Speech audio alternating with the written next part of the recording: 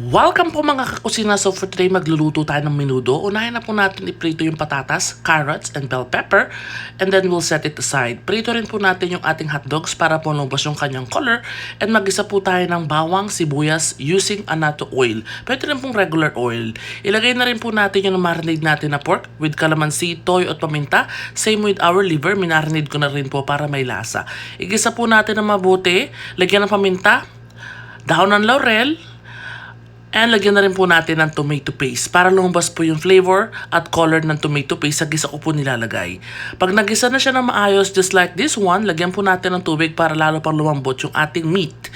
Pag gisado na po siya just like this, ilagay po natin yung ating carrots, bell pepper at yung patatas. Lagyan na rin po natin ng tomato sauce, a little bit of sugar, pampabalance na lasa, yung pong ating liver spread. So mix po natin, hayaan natin na mag-thicken pa yung sauce just like this